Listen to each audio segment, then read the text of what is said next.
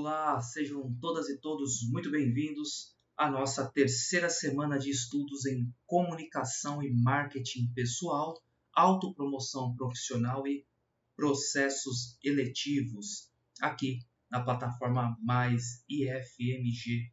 E nessa nossa terceira aula, vamos falar especificamente sobre autopromoção voltada para processos eletivos. Fica comigo que vai ser bem enriquecedor.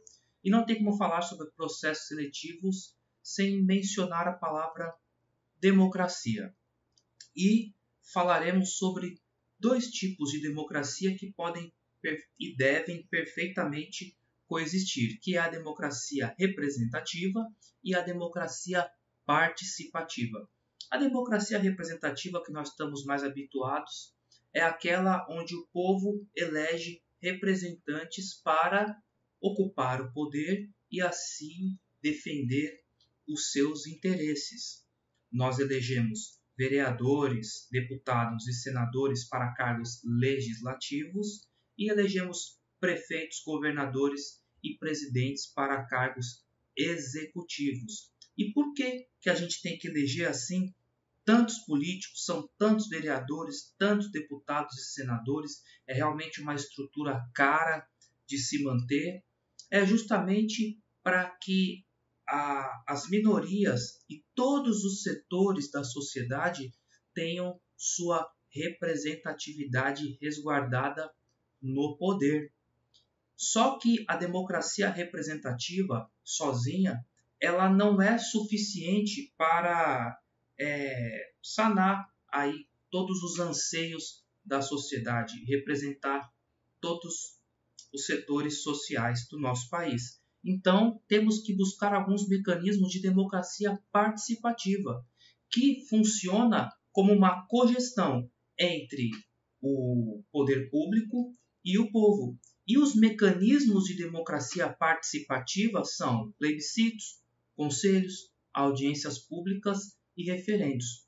Então, quem pretende ocupar um cargo eletivo, seja ele de alto escalão ou de baixo, tem que entender como funciona a democracia e por que ele está se postulando a algum desses cargos para representar pessoas, grupos, minorias e diversos setores da sociedade que devem ser representados dentro de uma democracia.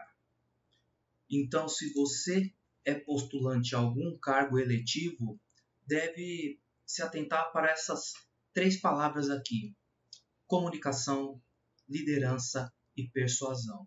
Se você tem uma boa comunicação, se você exerce um papel de liderança e sabe persuadir as pessoas, certamente você estará apto a representá-las e será enxergado como uma pessoa que reúne esses atributos necessários. Então, a primeira coisa que você deve se perguntar antes de entrar numa disputa eleitoral é: qual imagem eu quero passar às pessoas? Porque, diferentemente do que muita gente imagina, a imagem que você tem de si mesmo pode não ser a mesma que as outras pessoas têm de você. E isso tanto para o lado bom quanto para o lado ruim. Você pode ter qualidades que não sabe que tem, mas que outras pessoas enxergam, só que pode ter também defeitos que não enxerga em si mesmo, mas que outras pessoas percebem. E quando você passa a ter uma dimensão mais real da imagem que as pessoas têm de você, você já consegue trabalhar melhor nisso. E como que você faz para saber a imagem que as pessoas têm de você? Conversando principalmente com a família e com os amigos mais próximos, pedindo sinceridade a eles e utilizando as informações dele para traçar a sua estratégia. O publicitário Duda Mendonça certa vez mencionou no seu livro Casos e Coisas que, diferentemente do que ele mesmo imaginava, as esposas dos candidatos que ele assessorava costumavam ser mais críticas com os seus respectivos maridos candidatos do que ele imaginava.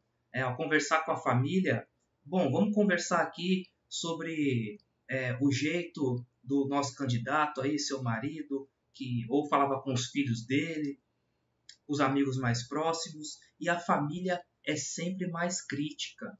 E ele utilizava essas informações para traçar ali um perfil do seu candidato. Então, faça um estudo, tá? E se pergunte qual imagem eu quero passar às pessoas. Assim que você souber a imagem que você quer passar às pessoas, você vai poder traçar melhor a sua estratégia eleitoral.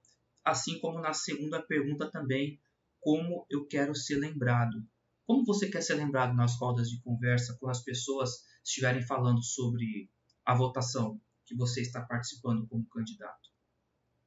Tudo isso deve ser muito bem observado.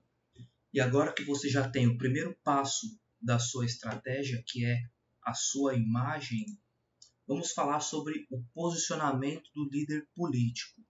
Até coloquei uma imagem aqui, posicionar-se para ocupar o poder. E o que é esse posicionamento? Ele é o conjunto de ideias que você defende de forma coerente. Isso significa que você, como candidato a algum cargo, tem que ter um lado. Hoje em dia, já não tem mais espaço para aqueles políticos, candidatos ensaboados, que, gostam de enrolar e não respondem as perguntas claramente, não têm posicionamentos claros. Por exemplo, numa entrevista para um candidato a prefeito de uma cidade.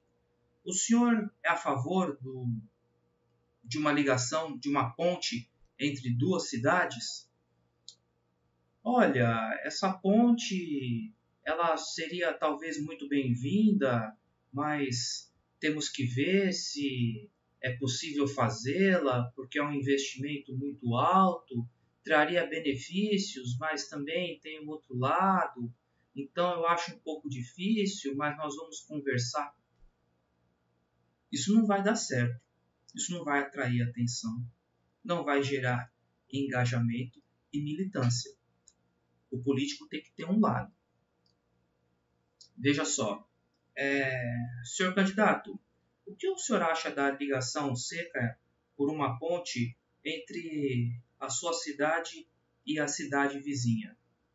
Olha, essa ponte é urgente que ela seja construída porque a nossa cidade está impedida de crescer por conta da falta dessa ligação seca. Então nós brigaremos pela construção dessa ponte que vai melhorar o trânsito de nossa cidade e vai alavancar o turismo, fazendo com que o nosso município receba muito mais dinheiro de arrecadação, isso se transformando em melhoras para todos os nossos munícipes. Percebe a diferença de um posicionamento claro para um posicionamento mais ou menos? Ou, prefeito, o que o senhor acha dessa ligação seca entre a sua cidade e a cidade vizinha? Você apoia ou não? Eu sou totalmente contra essa ligação seca entre a minha cidade e a cidade vizinha, porque isso traria um dano enorme ao meio ambiente, causaria desapropriações e seria um investimento muito alto que não se pagaria. Nós brigaremos para que esse projeto seja arquivado o quanto antes. Nós queremos preservar as belezas naturais da nossa cidade. Percebe a diferença? Então, é o seu posicionamento político que vai chamar a atenção daqueles que pensam igual a você. Basicamente, é isso. Tenha um posicionamento e posicione-se para ocupar o poder. Isso é muito importante.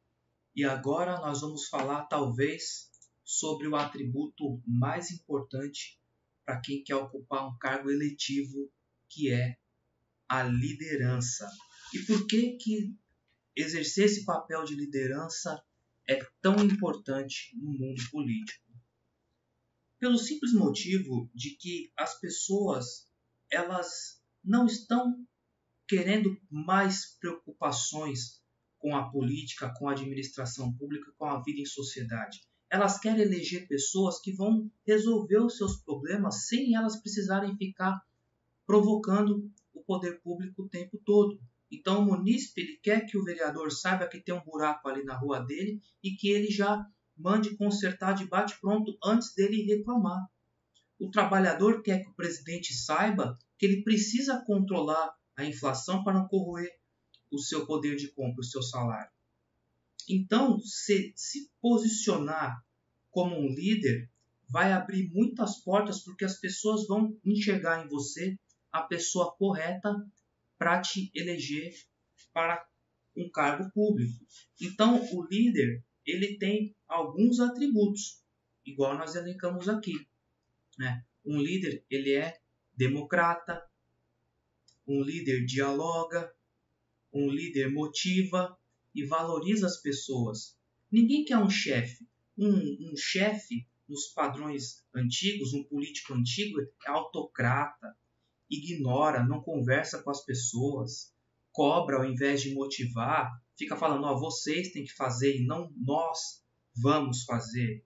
Valoriza mais os processos e menos as pessoas. O líder moderno, ele é democrata, dialoga, motiva e valoriza pessoas. E separei aqui 3 características imprescindíveis para um líder moderno, que é ser comunicativo, organizado e compromissado. Se você tiver essas 3 características e conseguir transmitir essas 3 características, você vai ser visto como um líder de bate-pronto. Vamos exemplificar aqui, tá? Numa reunião de condomínio. Por exemplo, você está ali numa reunião de condomínio, tá aquele falatório, ninguém consegue ouvir ninguém decide nada. Você fala, gente, peraí, silêncio aqui, ó, o seu Haroldo do 302 está querendo falar. Não, vamos ouvir, por favor, o seu Haroldo. Ah, sim, tá, o seu Haroldo está dizendo que a gente tem que colocar lâmpadas com sensor de movimento nas garagens, na garagem do prédio. Tá, então cadê? Dá um papel aqui, uma caneta. Tá, sugestão do seu Haroldo 302 aqui, então é mais urgente a gente colocar lâmpadas com sensor de movimento. Tá certo. Alguém aqui concorda com o seu Haroldo, da gente colocar lâmpadas? Hoje vamos colocar outra coisa em pauta, outro assunto em pauta mais urgente. Tá certo. Tá vendo? Dessa forma, você já está se colocando numa posição de liderança, porque você está sendo comunicativo, você está dialogando, você está ouvindo uma pessoa que queria falar, você está sendo democrata, está dialogando, está valorizando a opinião daquela pessoa e está se mostrando também compromissado. Então, exerça a sua liderança, não precisa ser somente em épocas de candidaturas. Você deve exercer sua liderança na sua profissão, aí na reunião do seu condomínio, aí na equipe do esporte que você pratica. Seja líder, isso vai abrir muitas portas também. E para finalizar a nossa aula, vamos falar aqui sobre persuasão. Persuadir não significa simplesmente convencer uma pessoa sobre certo assunto. Persuadir é induzir alguém a fazer o que você quer que ela faça. O indivíduo com bom poder persuasivo mobiliza pessoas a agirem em prol daquilo que ele quer. Então, basicamente, a persuasão não significa você somente convencer a pessoa de que tal coisa é melhor se você não extrair dela uma atitude positiva em relação àquilo. Exemplificando melhor, por exemplo, não adianta um vendedor convencer de que esse celular aqui é o melhor para o cliente comprar, se ele vai estar convencido, mas não vai comprar. Para ele exercer o poder de persuasão, de fato, ele tem que convencer e fazer com que o cliente compre. É a mesma coisa o político. Não adianta ele conseguir vender a imagem de que ele é o melhor gestor se ele não vai conseguir o voto daquelas pessoas. Então, a persuasão ela é induzir. Persuadir é induzir. E e temos alguns elementos aqui de persuasão no discurso político, que são muito utilizados por esses políticos experientes e pode ser utilizado por você também, independentemente da esfera que você atue. Utilizando metáforas, lá no nosso material a gente detalha um pouco melhor, nosso tempo aqui é curto. Contando histórias, as pessoas gostam de ouvir histórias, demonstrando empatia, usando expressões populares e, é claro, apresentando soluções. Tudo isso deve estar incutido dentro dos seus discursos. E, para finalizar, na campanha política, a emoção vale mais do que a razão. E, gente, vale e vale muito mais. Seja racional, mas se você puder, apele para a emoção, porque funciona muito. E é isso, meus amigos. Nos vemos na semana que vem. Um abraço a todos. Tchau, tchau.